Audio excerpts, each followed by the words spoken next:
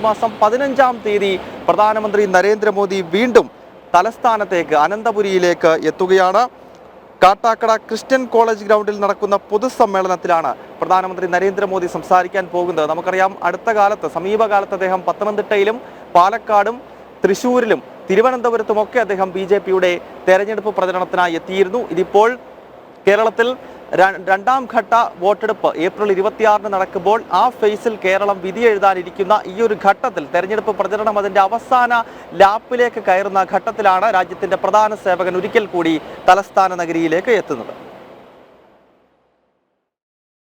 തെരഞ്ഞെടുപ്പ് പ്രചാരണങ്ങൾക്ക് ആവേശം പകരാനാണ് പ്രധാനമന്ത്രി നരേന്ദ്രമോദിയുടെ തലസ്ഥാനത്തേക്കുള്ള അടുത്ത വരവ്. ഈ മാസം 15-ന് രാവിലെ 11:30-ന് കാട്ടാക്കട ക്രിസ്ത്യൻ കോളേജ് ഗ്രൗണ്ടിൽ നടക്കുന്ന പൊതുസമ്മേളനത്തിൽ അദ്ദേഹം സംസാരിക്കും.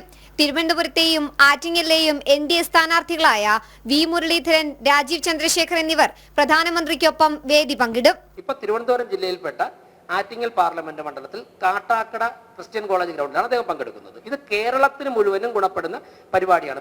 NDA BJP നേതാക്കളും പ്രവർത്തകരും സമൂഹത്തിന്റെ വിവിധ മേഖലകളിൽ പ്രവർത്തിക്കുന്ന ആയിരക്കണക്കിന് ആളുകളും പൊതുസമ്മേളനത്തിന്റെ ഭാഗമാകും. പഴുതടച്ച സുരക്ഷയും പ്രധാനമന്ത്രിയുടെ വരവിനെ തുടർന്ന് തലസ്ഥാനത്തുണ്ടാകും.